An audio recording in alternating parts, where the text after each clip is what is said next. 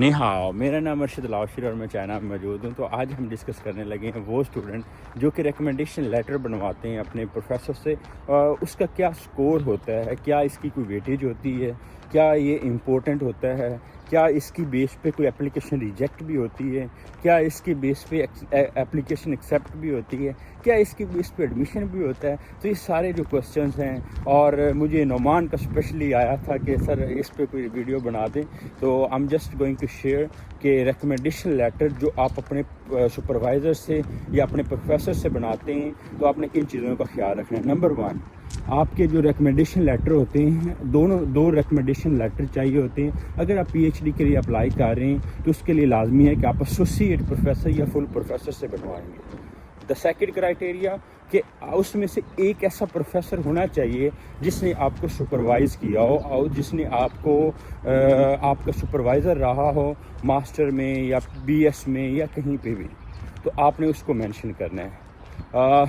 Thirdly کہ آیا کہ سپروائزر سے جب آپ ایکسیپٹنس ریکمنڈیشن لیٹر لیتے ہیں تو اس میں کیا کیا چیزیں آپ نے مینشن کروانی ہیں.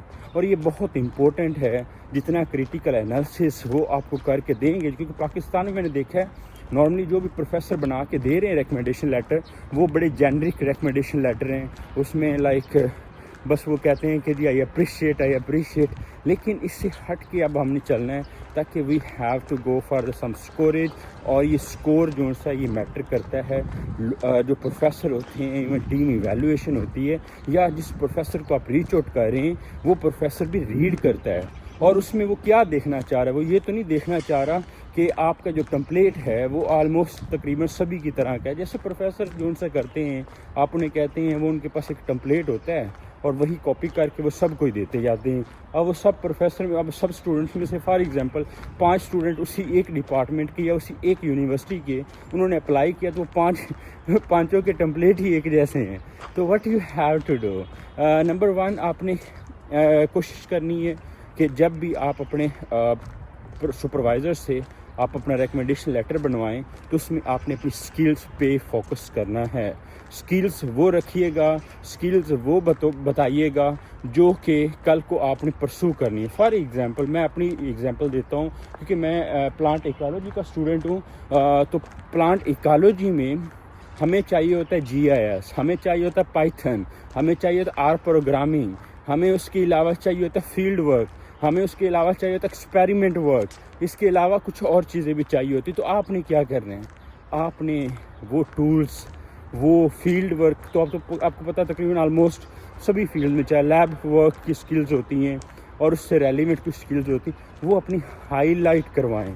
آپ اپنے بجائے کہ وہ یہ لکھیں آپ کے پروفیسر کہ جی یہ بندہ بہت اچھا ہے اور یہ بہت ہارڈ ورکنگ ہے، تو وہاں پہ آپ نے 3-4 چیزیں مینشن کروانی. نمبر 1 کہ یہ ٹاپ 5% میں اسٹوڈنٹس تھا. ٹاپ 5% یہ لوگ نا چائنیز آج کل کنسیڈر کرتی ہیں، یورپین میں بھی یہ ہے کہ آپ نے بتانا کہ ٹاپ 5% میں. دوسری چیز آپ نے ہائی لائٹ کرنی ہے وہ سکلز جو آپ نے سیکھی ڈیورنگ تھیسس، اور وہ آپ اپنی طرف سے بھی ایڈ کر سکتے ہیں. بعد میں جاتے ہوئے سیکھ لیں گے ہم، ٹھیک ہے. تو اس میں آپ ریلیونٹ سکلز کا لازمی ذکر کریں. آپ کی جو بھی فیلڈ ہے، آپ کا جو بھی میجر ہے، لیکن اس میں جیسے میں آپ کہتا ہوں ٹیکنیکل سکلز، تو ٹیکنیکل سکلز پہ آپ نے فوکس کرنا ہے. اور along with that آپ اکیڈیمک رائٹنگ، آپ ریسرچ رائٹنگ، اور اس کے علاوہ یہ چھوٹے سے ڈاگ بھی آپ دیکھ لیں کہ اکیڈیمک رائٹنگ کے علاوہ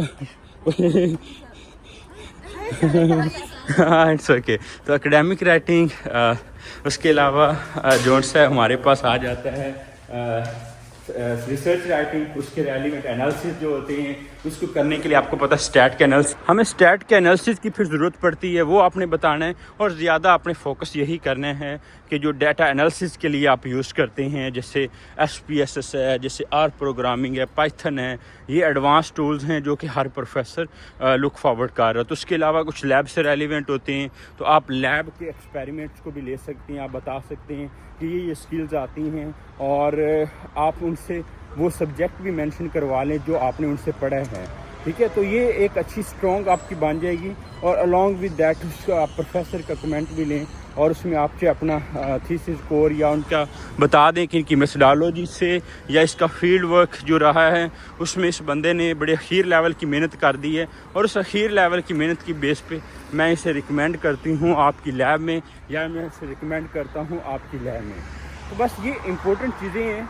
نمبر 1 تو میں نے یہ بتایا ہے آپ کو کہ آپ نے کوشش کرنی ہے اپنا 5% وہاں پہ مینشن کروائیں کہ ٹاپ 5% اسٹوڈنٹ میں تھا.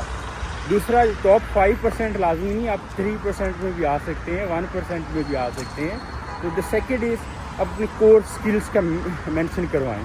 فار ایگزامپل وہ بتائیں گے کہ آئی سپروائزڈ ہم یا I supervised her and I observe these skills. Time management کی اسکل لازمی مینشن کروائیں. یہ چائنیز کے علاوہ پوری دنیا میں یہ اس چیز کو کنسیڈر کرتے ہیں ٹائم مینجمنٹ کو. اس کے علاوہ کولیبوریٹیو پبلک اسپیکنگ کی اسکل یہ بھی کنسیڈر کرتے ہیں کیونکہ کانفرنس میں آپ نے پریزنٹ کرنا ہوتا ہے. تو پبلک اسپیکنگ, ٹائم مینجمنٹ, اس کے علاوہ انگلش کمیونیکیشن, یہ وہ اسکلز ہیں جو کہ لائک ہمیں چاہیے ہوتی ہیں.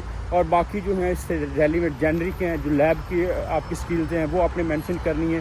پرسنل کمیونیکیشن کی مینشن کرنی ہے. تو یہ اسکلز پہ آپ نے فوکس کرنا ہے اور میکسیمم سے میکسیمم اپنا ان پٹ دلوائیں. انشاءاللہ you will find a positive response.